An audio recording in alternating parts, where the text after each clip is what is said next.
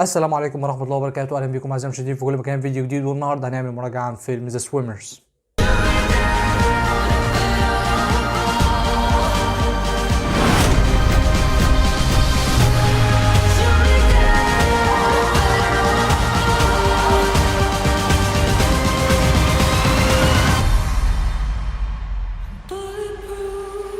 طبعا فيلم ذا سويمرز من إخراج وكتابة سلا الحسيني، من بطولة كل من ناتاليا عيسى، منال عيسى، علي سليمان، كندا علوش، وآخرهم طبعا أحمد مالك. وقصة الفيلم البيزك بتتكلم عن أحداث حقيقية عن مهاجرة سباحتين سوريتين من سوريا أثناء الحرب السورية مرورا لقارة أوروبا، وبالتحديد لوصولا لدولة ألمانيا. وطبعا أبطال قصتنا هم يسرا وسارة مارديني، ومرورا بعد كده طبعا أحداث الفيلم.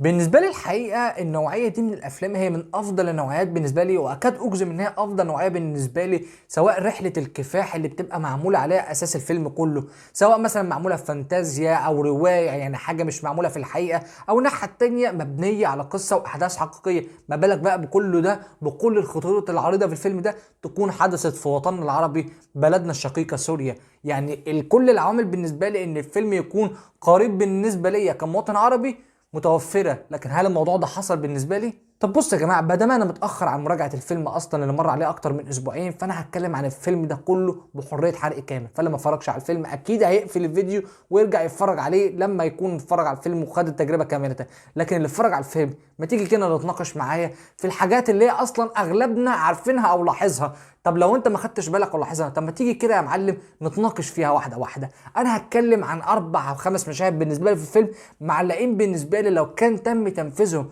بالشكل التقليدي بالنسبه لنوعيه الافلام دي، او شكل طبعا مغاير بشكل يبقى فيه حاجه فريده للفيلم، كان بالنسبه لي الفيلم ده هيبقى طب حرفيا بشكل غير خرافي، بشكل غير خرافي بجد.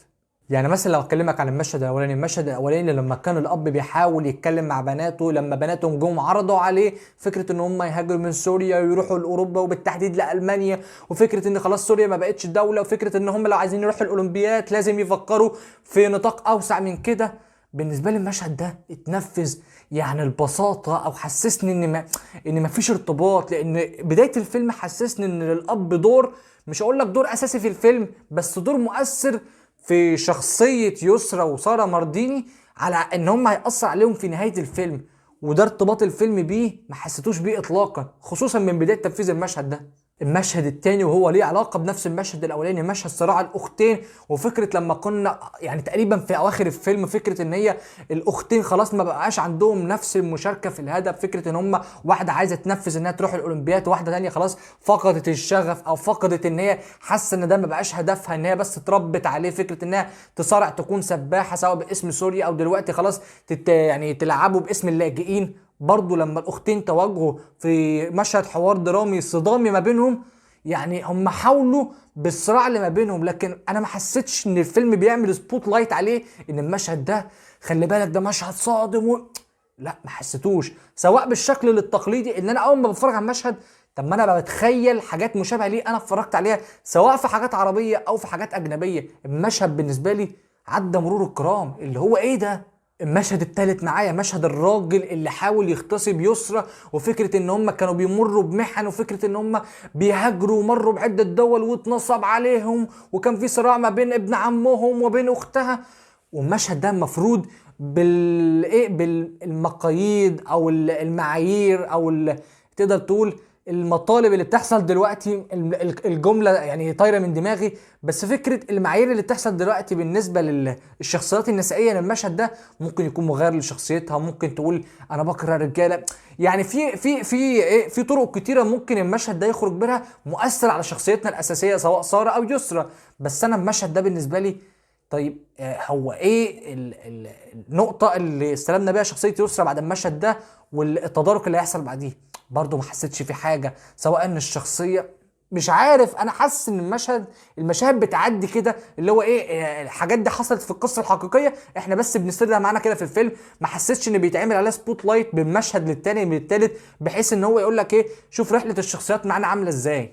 المشهد الرابع معايا، وهو مش مشهد بالتحديد بل هي سلسلة مشاهد في بعض متنفذه بشكل عادي، مش هقول كارثي بالنسبه لي. فكره المشاهد بتاعت الهجره بالبحر، الهجره بالعربيات، فكره مشيهم، انا عايز احس بالمعاناه، انا عايز احس بالصراع اللي هم بيعملوه، عايز احس بتقارب وفكره انشاء علاقات ما بين سواء يسرا وساره ماردين، او فكره المهاجرين التانيين اللي بيمشوا معاهم، اللي بيهاجروا من سوريا واللي بيهاجروا من الصومال واللي بيهاجروا من قاره افريقيا واللي بيهاجروا من قاره اسيا عشان يوصلوا لقاره اوروبا، وفكره ان الحاجات دي بتيجي على على نشره الاخبار. ماشي، بدايتها كانت حلوه سواء بعدد الشخصيات اللي انا ممكن اكون ناسيهم من دماغي، لكن انا حاسس ان اللينك يعني ايه تقدر تقول ضاع مننا في اخر الفيلم.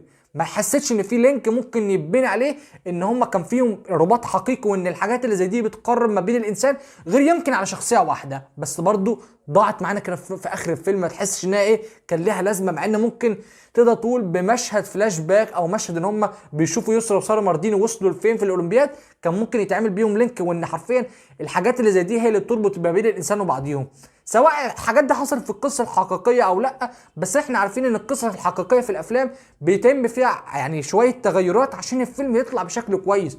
وانا شايف ان المشهد ده كان ممكن تنفيذه بالشكل ده اللي هو اصلا الشكل التقليدي، احنا ما بنخترعش حاجه. المشهد الخامس معايا هو مشهد ابن عمهم، مش فاكر اسم الشخصيه بس الممثل احمد مالك. فكره ان هو وصل معانا لمرحله في الفيلم اللي هو خلاص انا مش معاكم يا جماعه في حاجه، انا بس هاجرت معاكم من سوريا لالمانيا، وكان فكره اللي هو الدي جي، وبس فكره ان هو خلاص هم رايحين الاولمبياد وهو قاعد محلك سر في مقر اللاجئين. ماشي، المشهد ده للامانه احمد مالك على مدار الفيلم اهم حاجه كانت متميزه بالنسبه له ان هو فكره ان هو يتكلم صوره او يقنع، وللامانه اقنع بالنسبه للحته دي. لكن بالنسبه لجزئيه شخصيته في العموم، مش بالنسبه لتمثيل احمد مالك، انا ما حسيتش ان هو ليه مكانه في الفيلم، خصوصا ان ده كان اخر مشهد ليه. حسيت ان كان ممكن برضو يتعمل احسن من كده بكتير. المشهد السادس معايا او مش مشهد بالتحديد برضه، هو بالنسبه لعلاقه شخصيه المدرب بتاعهم ستيفن او ستيفن مش متذكر قوي، وبين تدريبه ليسرا مارديني. يا جدعان انا كنت عايز احس بمشاركه المدرب للاعب بتاعه. يعني انا في فيلم الجيك جينيرال لما كان تقريبا مصارع او ملاكم، هحط لكم صوره البوستر بالنسبه لي، كان حرفيا المدرب بتاعه انا حاسس ان هو جزء من شخصيه البطل بتاعنا، فهو ما ينفعش ده يبقى ده، ما ينفعش ده يبقى من غير ده. لكن بالنسبه لي هو بس عمال ايه يديها مشاركاته او فكره تجربته ان هو ما قدرش يروح الاولمبياد، لا انا خايف، لا مش خايف، برضه في منتهى السهوله والبساطه، بس البساطه والكسل في التنفيذ. انا حرفيا مش مصدق ان حاجه زي دي يبقى فيها كسل وتنفيذ في 2022 بالشكل ده. وفي امثله كتير هقعد اعيد واكرر متنفذه بشكل تقليدي، بس دايما بتطلع باشكال ملحميه وتخليك ترتبط مع القصه والشخصيات بشكل عام.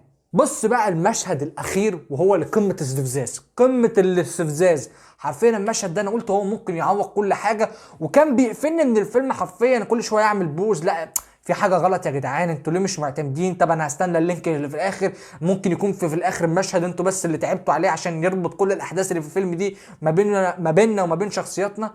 بص بقى المشهد الاخير، فكره صراع يسرا في الاولمبياد في السباحه وما الى اخره. عمال تشوف يا معلم فكره اختها وفكره المدرب بتاعها وفكره ان هي مثلا بتروح وبتيجي، يعني مش بشرح لك المشهد بس بشرح لك ازاي المشهد اتنفذ. فين الشخصيات اللي تقدر تقول كانوا معانا في الهجره، وتقدر تقول كان في بيننا لينك وما بينهم شخصياتنا الاساسيه؟ فين ابوها في الموضوع؟ مش ابوها هو اصلا اللي حط فيها الغريزه دي، وفكره ان هي يعني ابوها هو اللي بيحفزها دايما انها تروح الاولمبياد؟ فين ابوها في الموضوع؟ فين ابن عمها؟ فين حاجات كتير قوي يا جدعان. هديكم مثالين بس او خليها مثال واحد يا سيدي. مثال فيلم العالمي، فيلم مصري انتاج مصري محلي بالنسبه لنا على مستوى سنه 2009. شوف لما تقدر تقول البطل بتاعنا وصل في الاخر وهو بيوصل مصر عشان توصل لكاس العالم في ماتش الجزائر، حرفيا قمه الحماس وقمه الكفاح. فكره ان اخته ماتت، وفكره ان معرفش ايه، وفكره ان الجماهير في المدرجات، في حاجه في قمه الحماس. شوفوا يا جدعان تنفيذ المشهد ده وتنفيذ المشهد ده اللي هو حاجه حرفيا فرق ما بين السماء والارض، ما بين انتاج محلي مصري سنه 2009 مر عليه اكتر من 13 سنه، وما بين انتاج لفيلم نتفليكس اللي هو بس ايه احنا بنشتغل مع نتفليكس، لكن كونه فيلم هو فيلم اللي انت هتحبه او هتعشقه عشان بس مبني على قصه حقيقيه. فانت وانت بتتفرج على الفيلم بتتخيل بقى المشهد الحقيقي ازاي كانوا بيهاجروا، اكيد بقى حصلت وفيات، اكيد حصلت حاجات تانية بس ما قدروش يجيبوها على مستوى الفيلم. هو ده بس مدى تعاطفي الفيلم، لكن كفيلم ومنتج انت مبني الفيلم ده لو مبني على احداث روايه او احداث خياليه او احداث مش موجوده اصلا، بس جايبين لك قصه كده من العدم، بالنسبه لي هيكون التقييم في منتهى الانحدار. لان الفيلم بالنسبه لي هو انت فين يا معلم؟ لكن بما انه على قصه حقيقيه، بعيدا انها قصه عربيه ودي حاجه بالنسبه لي انا متعاطف معاها، فالفيلم بالنسبه لي في نطاق التقييم 6 من 10. شكرا عليك يا معلم. لان حرفيا مدى جوده تنفيذ الفيلم، لا اله الا الله بجد، لا اله الا الله بجد. كانه مش فيلم نتفليكس، مع ان نتفليكس اصلا بقى لها فتره كده بتفوق في افلام ومسلسلات، فاللي هو كان ممكن والله يكون احسن من كده بكتير. ده حتى فكره استخدام الاغاني عشان يعمل لك الهويه العربيه، طبعا دي تقدر تقول مفهومه، بس انت اصلا ما نفذتش الحاجات التانية. عمال يحط لك اغاني انجليزيه، وفكره مدى استخدام اللغه الانجليزيه في الفيلم تقدر تقول هي اكتر من 75% من الفيلم، عشان الفيلم تقدر تقول ايه، يوصل لجوائز وما اعرفش ايه. ودي حاجه حلوه، بس تنفذ الحاجات التانية عشان تقدر تقول ان انت بتوصل لمستوى عالمي. لا انت بس بتحط الحاجات دي، وبقيت مستوى جوده تنفيذ الفيلم زي ما عيد واكرر بسيط لاقصى درجه ممكنه. وبس كده، وبس كده اعزائي المشاهدين، ده كان كل اللي عندي النهارده. اتمنى في الاختام لايك للفيديو واشتركنا، كنا نشوفكم ان شاء الله. جاستن بقى مش جديد، فينا كان معاكم يا محمد، اشوفكم الحلقه الجايه. سلام.